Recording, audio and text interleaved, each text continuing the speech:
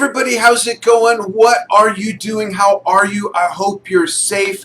We are live here on Drum Talk TV's Facebook page. I'm Dan Schinder, and I'm so excited to have our guest today, Marla Leigh, who is a frame drum extraordinaire. We're going to get into some really fun stuff. If you see me look over here, it's because I'm bringing you all up on the monitor. Tell us where you're watching from. I'm broadcasting from Globe, Arizona. Oh, I even got my shirt on. Globe, Arizona. Just to prove it, 100 miles east of Phoenix, up in the mountains where it's nice and cool today anyways. Marla Leigh is joining us from a very cool place in the world, Santa Barbara, which I miss dearly. I used to live half an hour south of there in Ventura. Marla, how are you?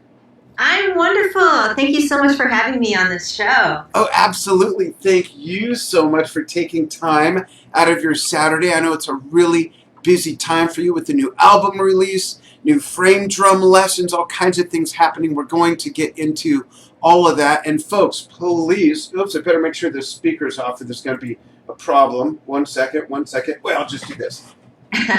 Okay, there we go. No feedback. We don't want feedback. Yeah, before we start, I want to give everyone a taste of your playing. And Marla, after I show this video clip, I'm going to show an excerpt of a clip that we started posting maybe 4 or 5 years ago, and it's of you playing a drum set made completely of frame drums. So let's play a little bit of that, folks, and then we're going to talk about it. Check this out.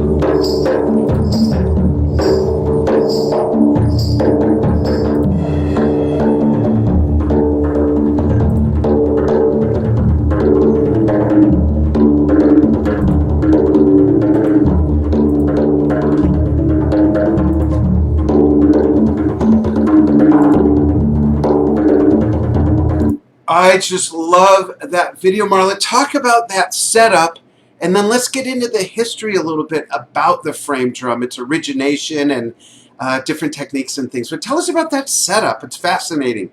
Yeah, that setup for drum set players, that is still a work in progress. It actually started as a Gibraltar rack, where I had a bunch of custom made, at the Pro Drum Shop in Hollywood. Yeah. They made me this custom set where I had all these holders for the frame drums, but I realized it was such heavy hardware for gigs that it was impossible. How do you guys do it? Like, how do you travel with a Gibraltar rack to gigs?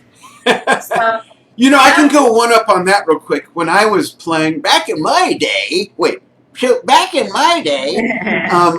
played up and down the Sunset Strip with this enormous kit. Folks, if you've seen my real big blue kit, there's like 3 other drums and a whole electronic set of Simmons. I had set up with that and chimes and a glockenspiel. I used to schlep that stuff everywhere. I didn't have the concept of, well, I'll just take my gigging kit. Back then, if your piano had 88 keys, you took the whole freaking piano. That's how I saw the drums. But yeah, that's a lot to move around. I bet that rack was heavy.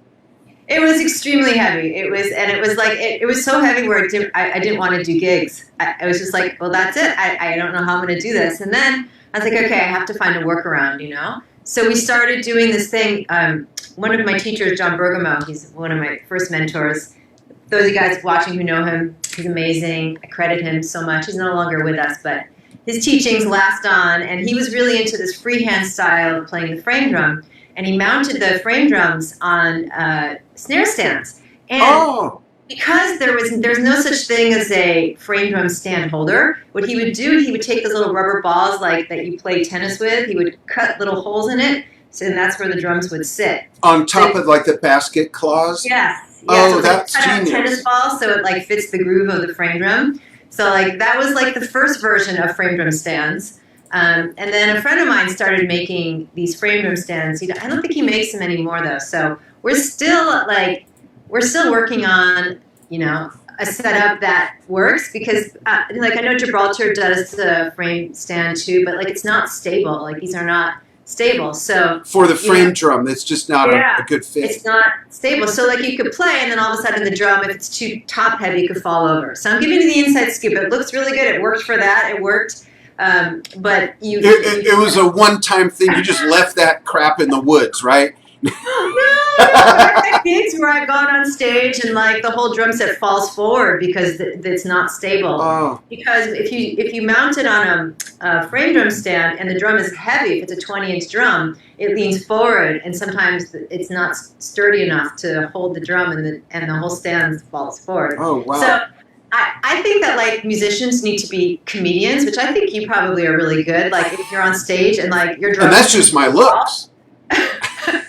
And then you have to come up with stuff to say, like while you're trying to fix it, and like. Yeah.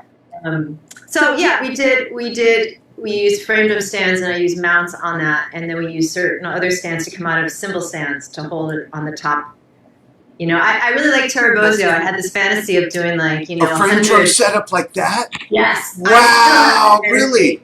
Yeah. Wouldn't that be amazing? Yeah. Then, you know what's really cool about the drums that I play? I work with Cooperman frame drums, and what's really nice is they're tunable drums, and so we can actually like, you know, they're not like you guys in the drum dials where you just go like that and like you're done. We have to actually sit manually, go through each screw. You know, so it takes us a half an hour to tune one drum, unfortunately. Yeah. How well do they stay in tune?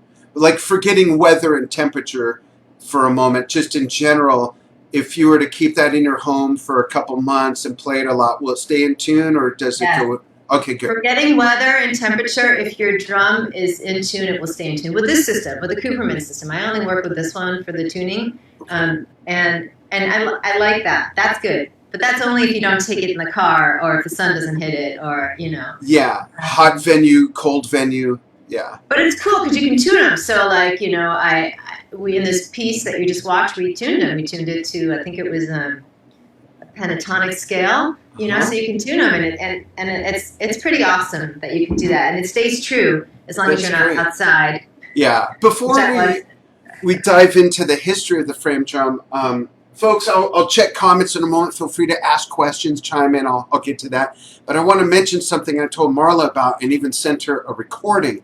And since we started talking quite a while ago, I've mentioned this, that the sound you get out of the frame drum with your snapping and all the different types of playing sounds like the sound I get out of my timpani drums when I play with just regular drumsticks, not mallets. And I sent you a recording of that, and it's fascinating to me how much resonance and attack you get out of the frame drum. So I just want to mention that, and I will show a couple other videos, folks. But Marla, enlighten us on the history of the frame drum. What's the geographical and cultural origination, and how did it proliferate elsewhere?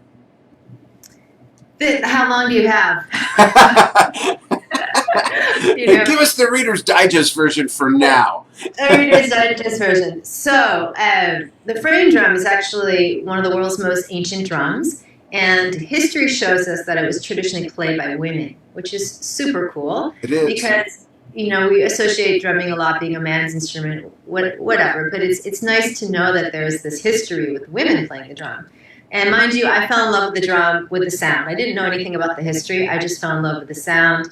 I was a jazz flute major in college, and I heard the frame drum, and like I got the chills, and You I changed. wait, back up. You were a jazz flute major in college?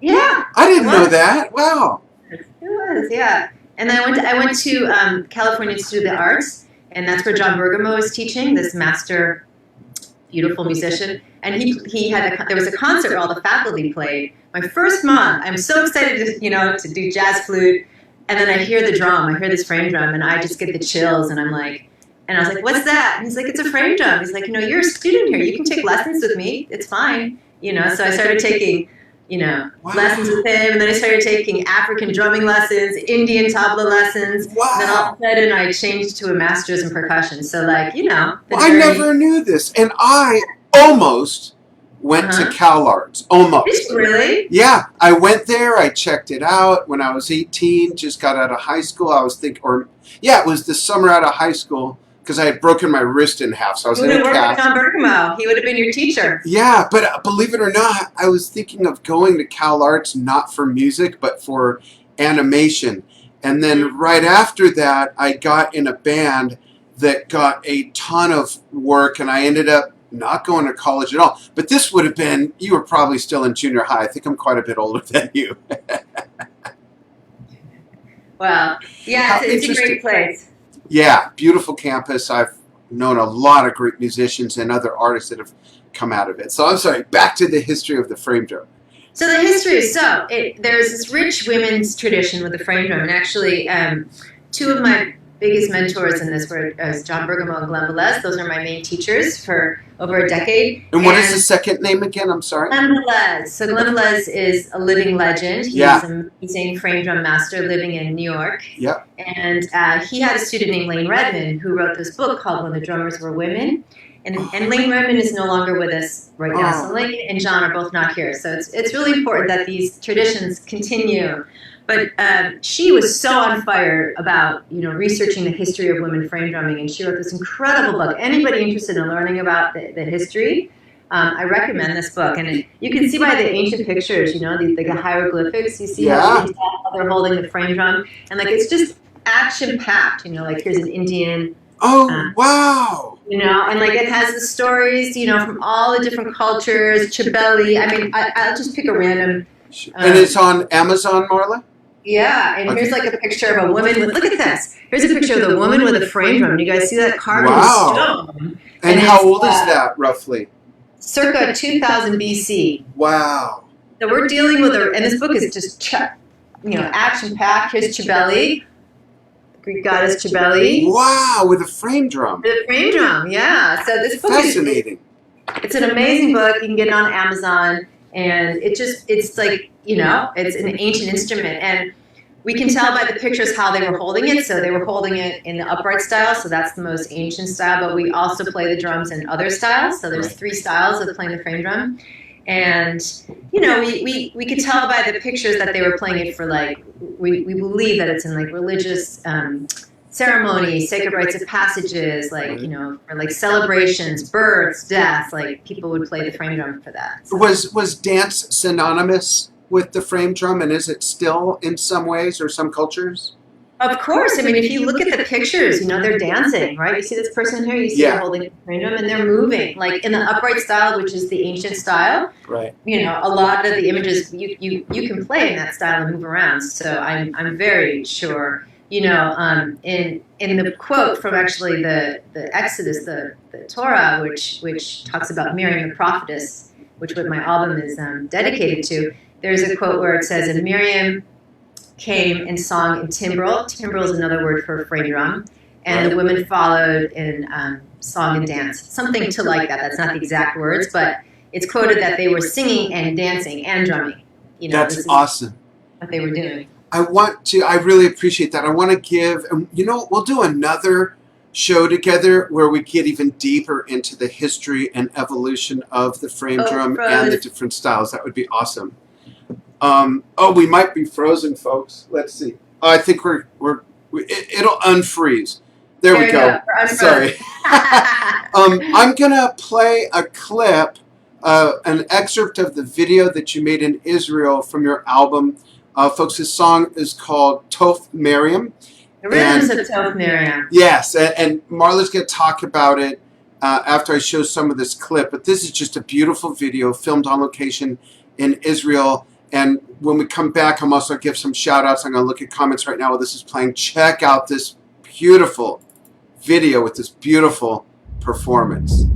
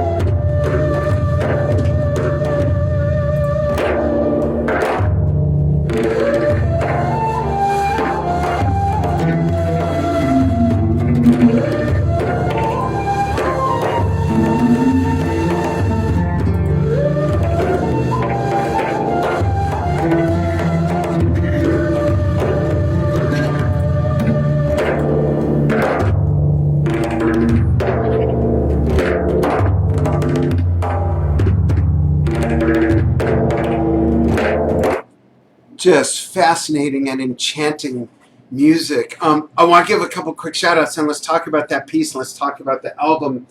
People from all over the world. Zarly McAlpine, I know, is in Scotland. Bill Wittich, how are you? Royal Parker says, hey, Marla. Nick Volpe, Levon Strand. Rick from Tampa, hey, Richard Weiland. Kenton Seidel, greetings from the Jersey Shore.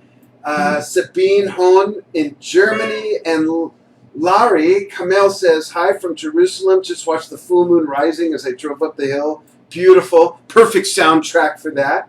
Filmed in Israel. Chip Ritter, how's it going? Darby, Phil. Awesome. Everybody, thanks so much for joining us. I will. From the Philippines, Michael. Santa Cruz, Bobby.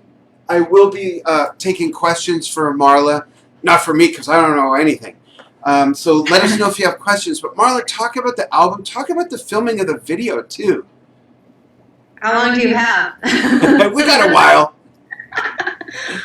So, I don't even know where to start. So this has been a dream of mine for many years, and I've been wanting to do, my Hebrew name is Miriam, so I've been wanting to do a project honoring the tradition of women frame drummers and honoring Miriam, and I've been wanting to go to Israel to record music for so long. So I had a tour booked, and I said, I'm going to go to Israel after the tour, and I'm going to record one song. I'm going to record this video and this one song.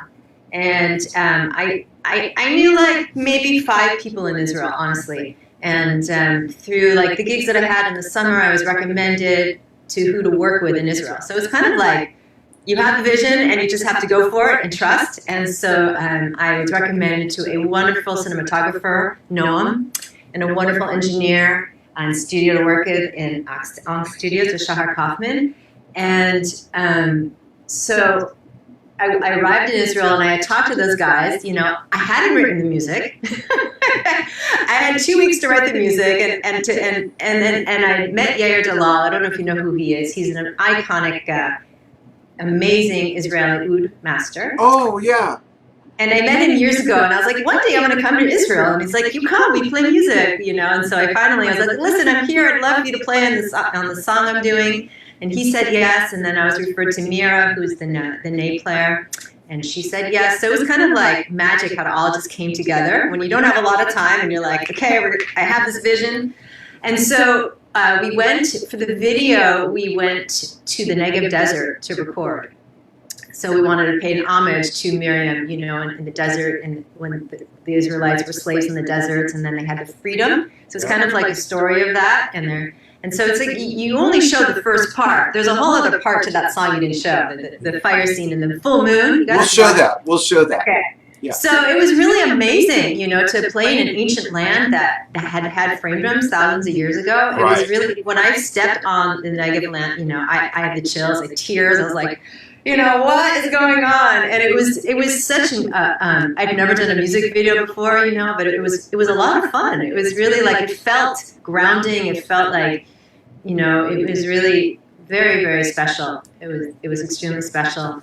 And it was so special that the one song that I thought I was going to do in Israel turned into my debut album. My engineer was so awesome, and he happened to have free time in his schedule. I happened to have 3 extra weeks before I was going back to America, and so I said, let's go for it. So from one song came to the full album. Wow, what a beautiful story. I do want to bring the video up again, and I'm going to jump ahead so people can see a whole different dynamic from that video. Okay? Ah, okay. Yeah, let's do that real quick. Check this out, folks. This is beautiful.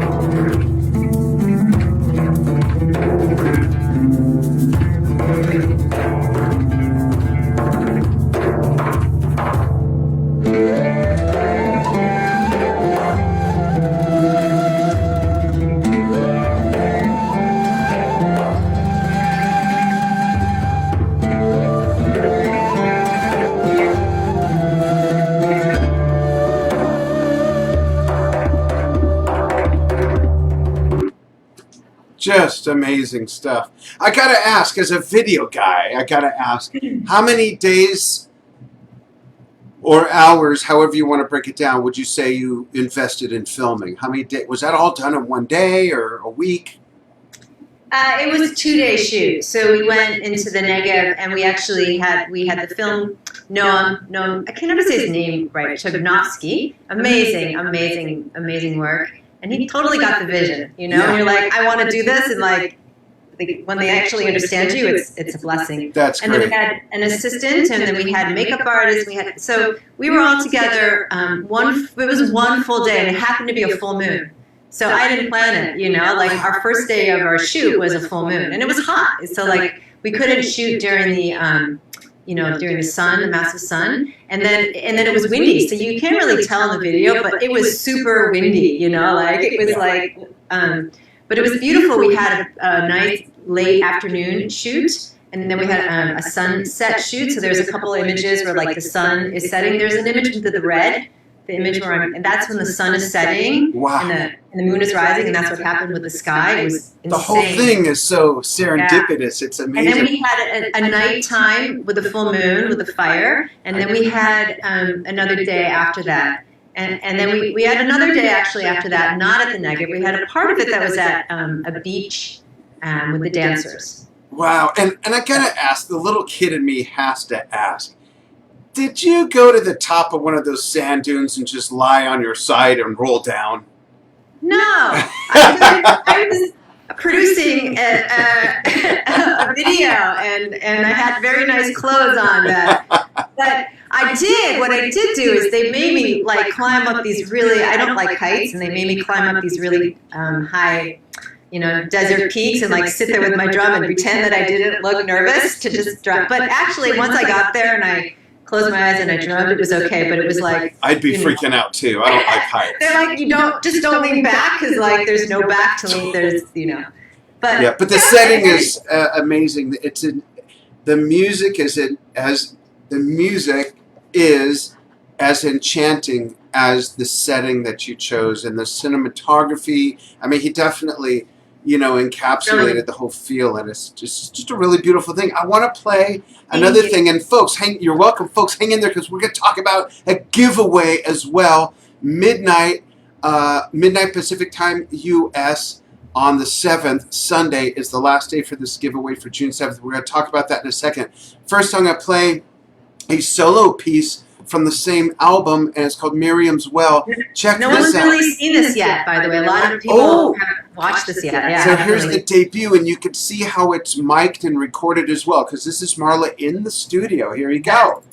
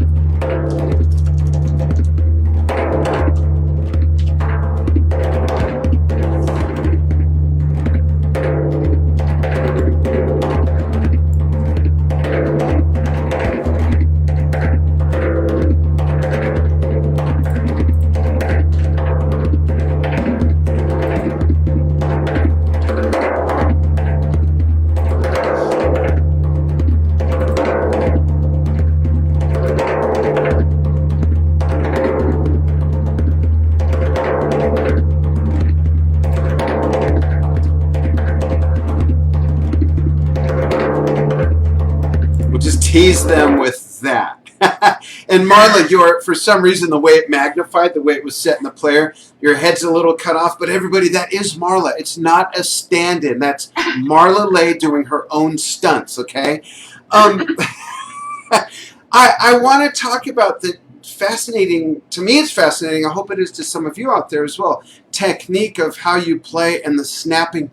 Can you pull out one of your beautiful drums and sort of demonstrate some of that technique in slow motion up close so we can kind of understand exactly what's happening with the fingering?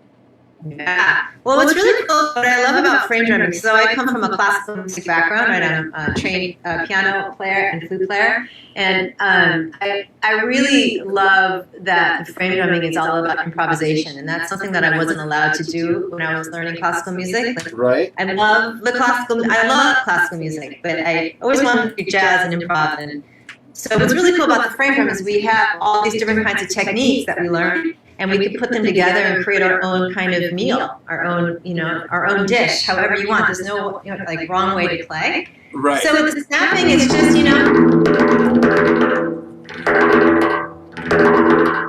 you're just bringing you're just, and then you can snap with like your finger up here.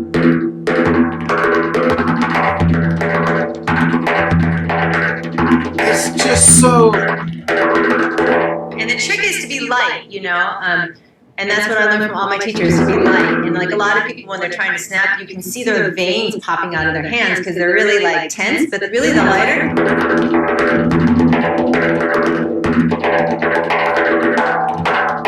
So the lighter you are, the more the snap rolls out. And like any type of drum, the closer you, or the further you play from the center, the more resonance you get. And it's fascinating to me how much sound, I've said this before, how much sound you get out of the drum, not just in resonance, but the attack as well. And to know that you're not really striking it that hard with your fingers, it's just amazing to me. I love that.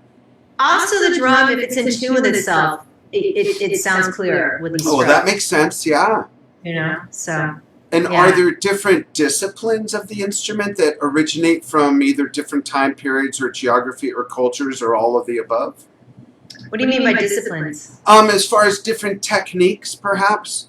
For sure. Yeah, Okay. it's really awesome. So like, you know, we don't necessarily take from different frame drum traditions. We take from different hand drum traditions. You know, so Okay. we use like this thing called a reese roll, which is from Persian tombak drumming. You know, or we'll do like, you guys see this a lot. A lot of frame drummers do this. Is tete tete, which is from Kanjira, which is the little South Indian drum. Right. So we do all kinds of like really cool techniques borrowed from other cultures' drumming traditions, which is really, really nice.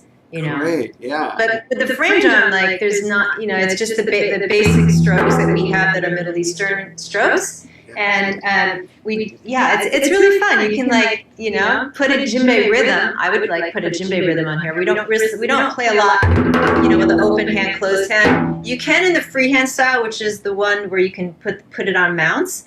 Right. But these are such beautiful drums. Like the sound is like, instead of, you can do that too as an open, which is what you would do on a djembe, or you could do this. So it depends on what you're going for. Is the sound you're going for more gentler, then you can do this. But if you want like if you're in a band, like sometimes I used to play in these like folk rock bands with the frame drum. Oh wow. And like, you bet I was doing this because like, you know, they couldn't hear it, you know. Like what kind of songs were you playing? It was like singer-songwriter songs, and Okay. I was the percussionist, and there was a drummer. Okay. You know? Cool. Wow. So I had to compete with a drum set player. So I had to like just really like, you know, frame drums don't really compete with drum set players. You know, it's like they really work well with an ensemble of hand percussion instruments or a set player that will like work with like, you know, rods or brushes and stuff. Yeah. That's cool. With rock.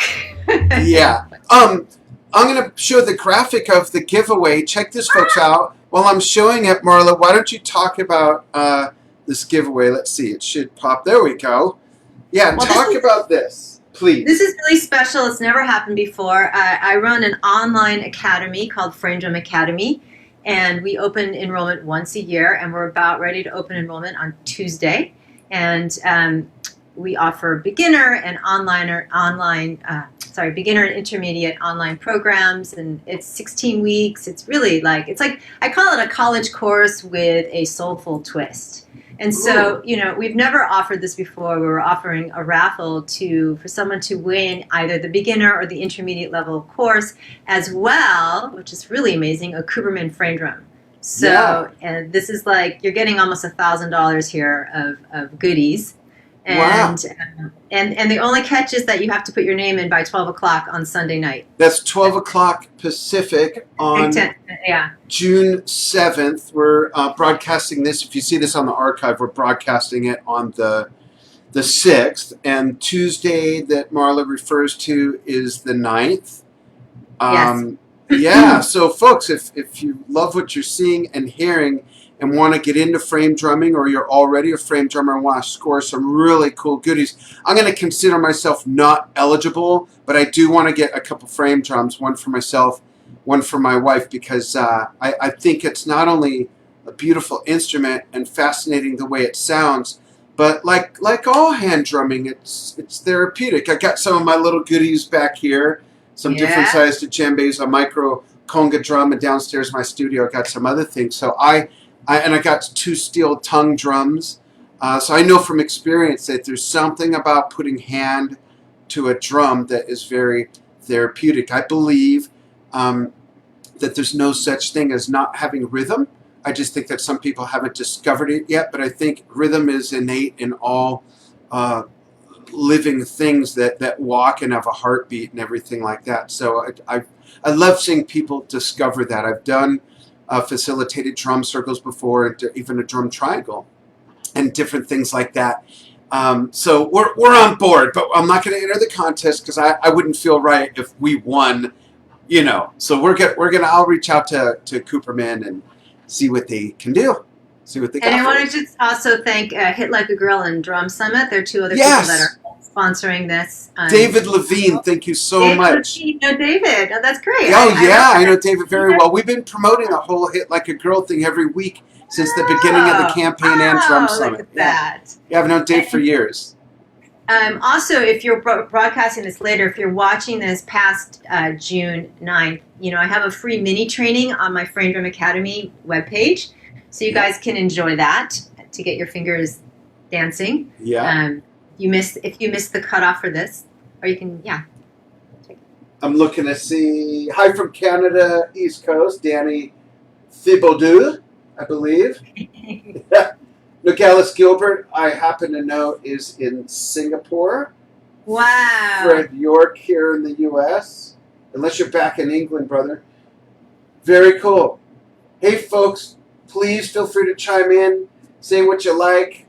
Say what you don't like. And tell us if you have any questions for Marla about the giveaway, about her Facebook group, which is an open group, about her courses, or about frame drumming in general. To me, I just think the whole art is fascinating. I love the sound, and again, what resonated with me was, hey, it sounds like my timpani drums with my sticks, and I do play with them with my hands and fingers sometimes too. I don't think there's such things as rules in music. Well, I think what's really cool about the frame drum, actually coming from the perspective of a drum set player, that I'm not a drum set player, but if I was a drum set player and I was interested in learning the frame drum, I would think about the possibilities of applying it into a hybrid drum setup. Yeah. I love hybrid drum setups. This one you saw is my frame setup, but I have one with tablas and always kind of trying cool really setup. So I gotta ask if you're a fan of two people. Are you a fan of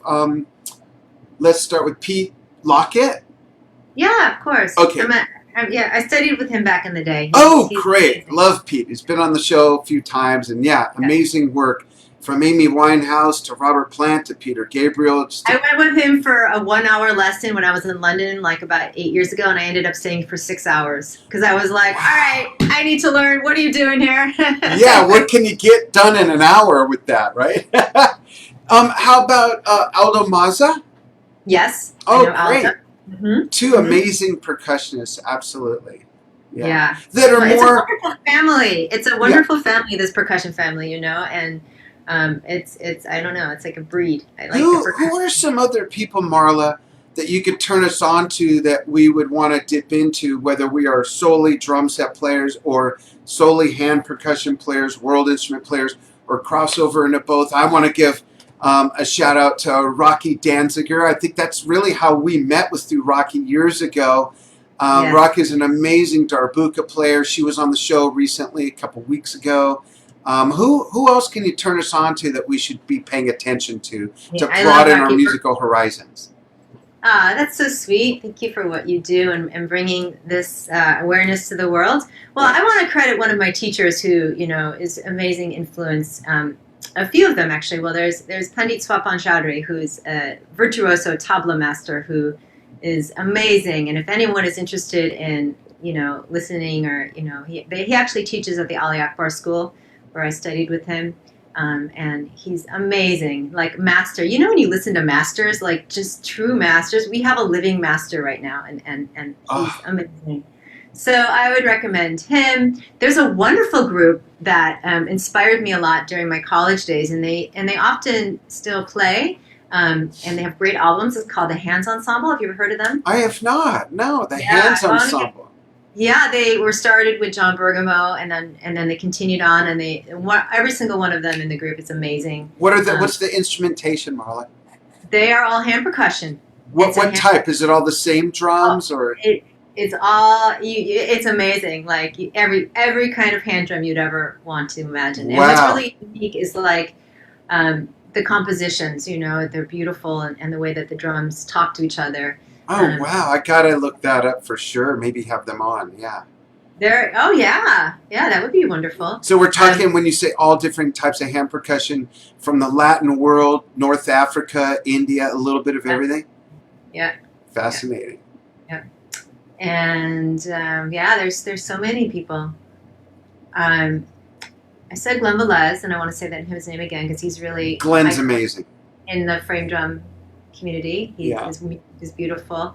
And check out John Bergamo. I mean, he's no longer around, but his music is pretty unique. He's got some amazing pieces that he does where he's playing on pots, here's the master, trained musician playing these rhythmic, he played with Zappa, so he's, and then he plays pots that are amazing. You don't have to have a drum, so Like the Gatham clay pot from southern No, India? pots, Like pots, cooking pots? cooking pots. Oh, Yeah, cool. I think we all did that as little kids, but that's awesome. I love that. yeah. Well, no, I mean he also plays other drums, but it's just amazing how the sound you can get out of that. That's And great. Well, look who's at your comments. who's your favorite person to listen to, Dan? Oh gosh, in the hand drumming world, Mm-hmm. I'm going to name a few. Dr. Abdul Halim. It's too late there right now. He's in Chennai, outside of Chennai in southern India. Plays the Gatham clay pot and has amazing speed, amazing technique, and works with children a lot, which I love. So shout out to Dr. Abdul Halim in India. I love what you do. I truly love what you do. I love what Rocky does. You mentioned Glenn Velez.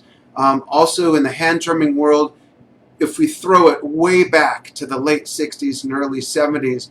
There's a whole other slew of people if we throw it way Yeah, back. on the Latin side, in Santana's original lineup, there was Chepito Arias, who just the most amazing, we post this every few months, the most amazing timbali playing I've ever seen. And it's not always all about speed, though. Mr. Arias was incredibly fast, but the technique and just, I mean, my jaw just drops to watch him. We mentioned Peter Lockett. I love Aldo Mazza. Those are some of the hand drumming artists that I am just really wowed by. And, you talk about masters, and I think there's this play in our brain that sometimes occurs where you see a master, whether it's drum set, hand drumming, piano, flute, whatever it is, and part of you is so inspired, and the other part you just want to burn all your stuff or take it to the Goodwill because it's like, how can I ever, you know what I mean? And I've always tried to lean towards the inspiration more. I've never gotten rid of a piece of equipment or anything or burned anything.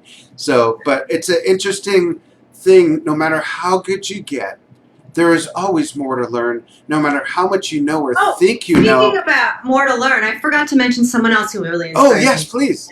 And Zohar Fresco. He's one of the living frame drum masters. I had the opportunity to study with him last summer in Israel for the first time. And talk about, there's so much to learn. I'm like, okay, I have so much to learn. I love that, and that's one thing I love about frame drumming is it's an endless pool of things that you can learn and grow with. And then you have rhythm, which is a universal language. You know what I mean? It's like we can take rhythms from India or we can take rhythms from Persia and put it on the frame drum. Like we don't have to play the traditional Middle Eastern rhythms, And, no, that's great.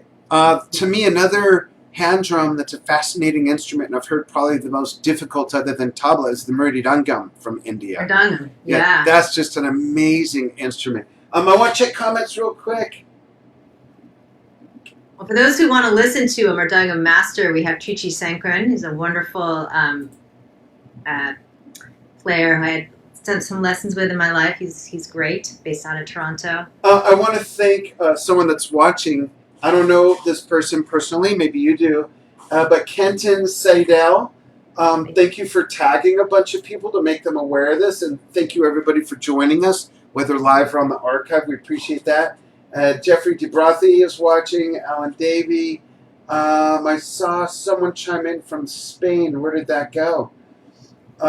Kenton also says a good portion of the drum's energy comes back to the frame drum player. Awesome. Thank you for that. And Gregor Hewson, who watches us a lot. I appreciate that.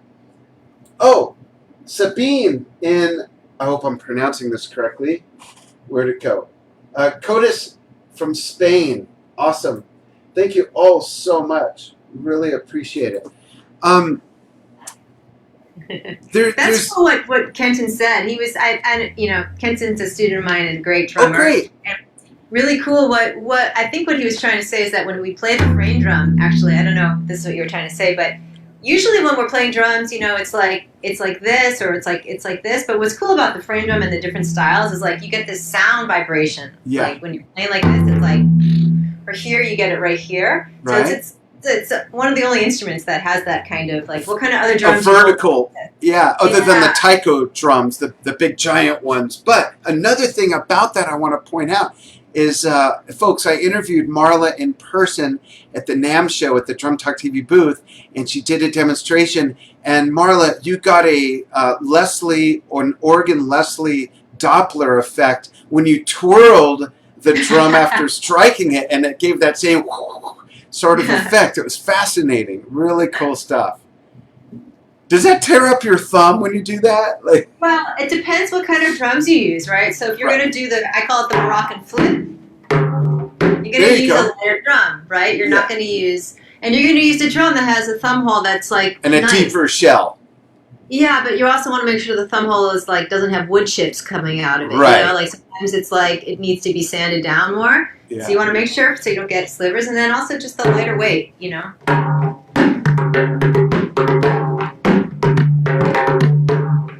Now, if you wanted me to roll this one, I mean, I could, but my wrist would not like that. Yeah. And you'd So- be easier to whack yourself in the cheekbone. Well, that's just practice. You don't whack yourself if you I practice. do that with drumsticks still, and I've been playing 50 years. Shows you how uncoordinated I am. The nose gets in the way often. Oh. I don't play with glasses on. And question, musically, do you ever, other than that folk band you were in, sitting around at home or with friends, do you ever pull out a frame drum and play some different traditional styles to some contemporary music? Do you ever just pull it out and say, I'm going to play to this, even though there's no world percussion in that music whatsoever? Do you just... Of course. That's awesome. Who do you have favorites you like to do that with? Oh well, I've been playing along with music since I was like 5 years old. I used to put music on and play on the piano and the flute, like running around the house playing to classical music. So I just like to put the Spotify on and just play along. I like world music. I like to play along with like traditional world music. Call me a nut, but like No, that's great. Indian music or Middle Eastern music or African music. I like the drumming music, so I listen to a lot of that and I just play along.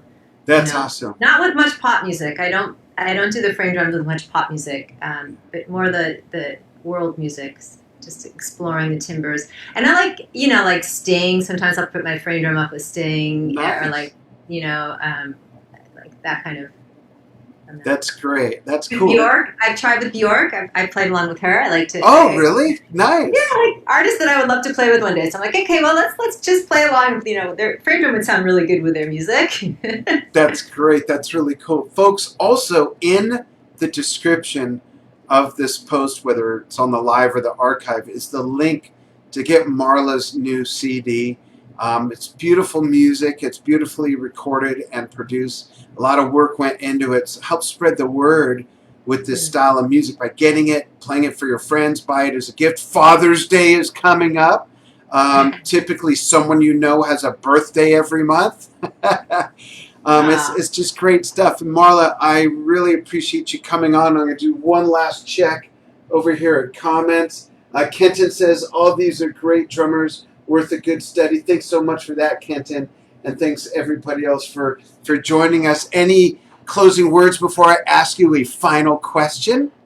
Oh, the final question. What is the going on?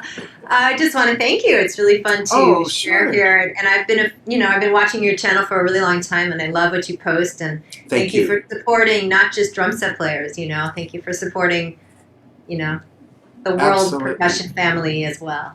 Thank you. And this next question gives us a closer look, if you will, at Marla Leigh. It's called the Marla Leigh Fun Fact Question. So, when you're not playing drums, when you're not recording, when you're not working on an album, when you're not doing anything related to music, what do you like to do? How do you spend your time?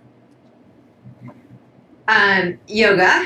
Very much need yoga. And I really like birds and dogs. Really? They're my two favorite animals, and I like to go outside and listen for the birds and try to communicate with the birds. Oh, that's cute. I do that too. My cat, we have a Maine Coon, an enormous cat. And she, on one of our doors, our driveway goes past that door. Every morning I throw a bunch of bird seed, breadcrumbs, leave the door cracked open. She lays there and watches the birds all day, but not in a manner like she wants to pounce on them. She's not predatory. She's literally bird watching. Well, sometimes it gets a little hot and I can't leave that door open for her. So I found 9 hours of bird videos for cats, and I'll send you a picture of her where she's up right in front of the big flat screen, gently pawing the screen. Not swiping at it, but just gently pawing it. She loves bird watching too, so that's something you and Sage have in common. I play my flute. I mean, you said what I'm doing when I'm not playing music, but I sing, and then sometimes I bring my flute out. Like, I really want to communicate with the birds. I just think they're amazing, and I just chirp at them. Interpret them. And I like cooking. You know, I'm fascinated by cooking, and I think. What's your favorite thing to cook?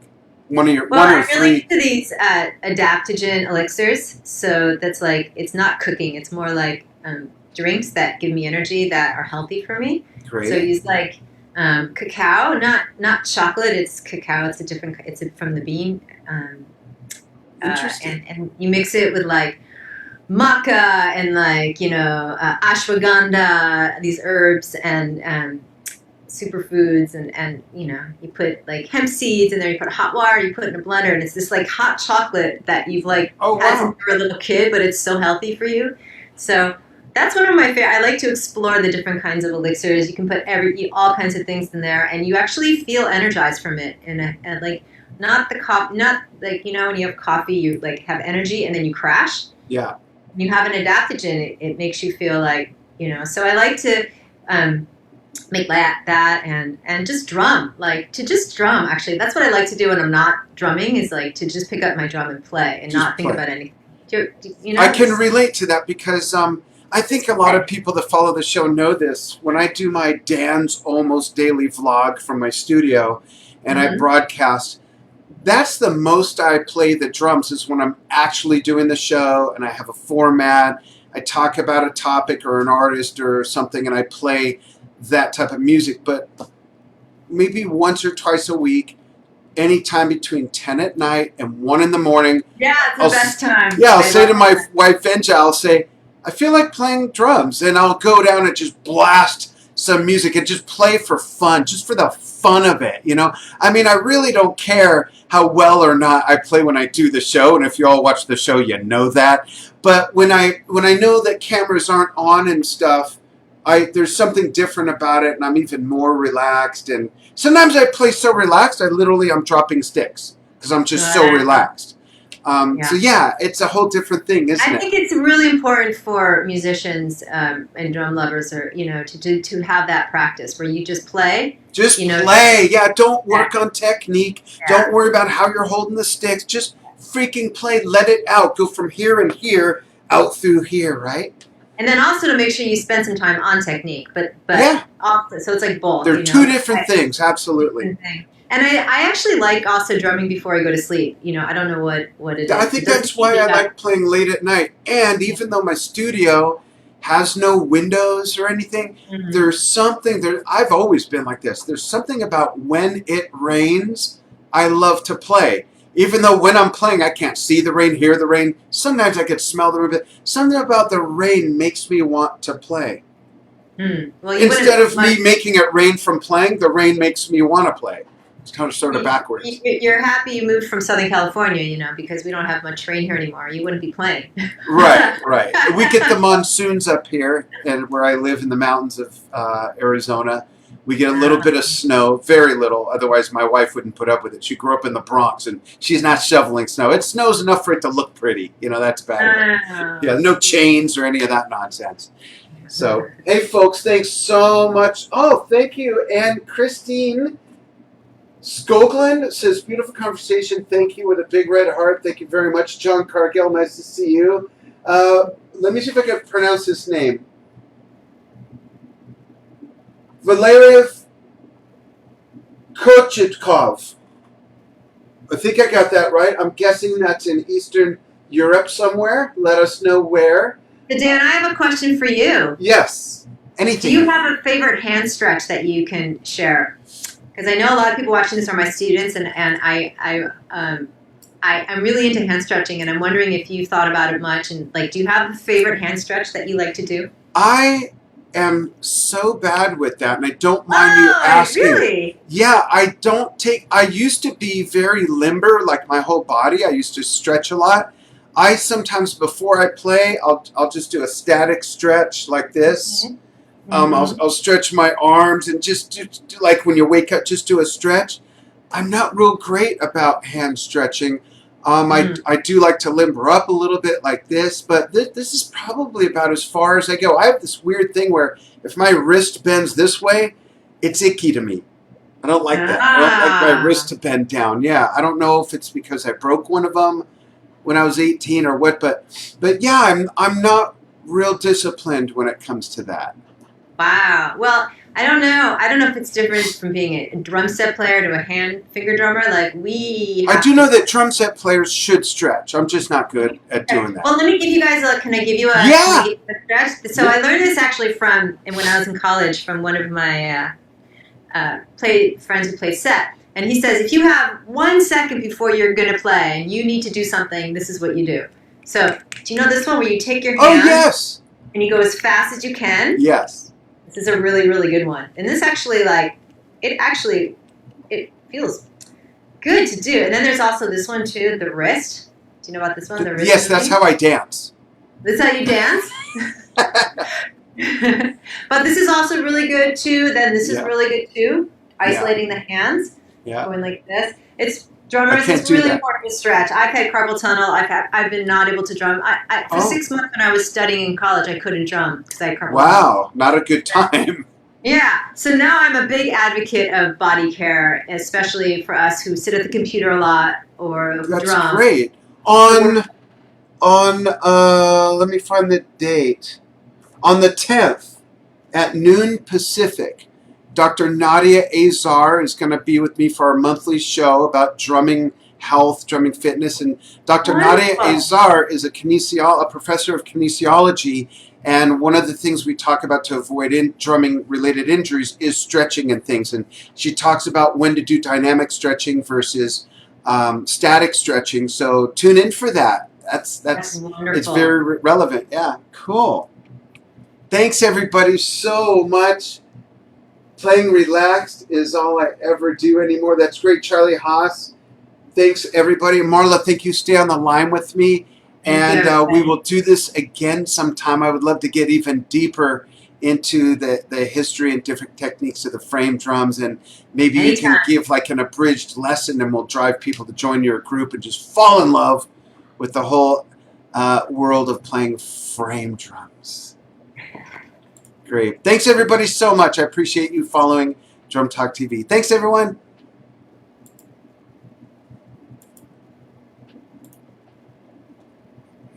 And Woo! where's the last button?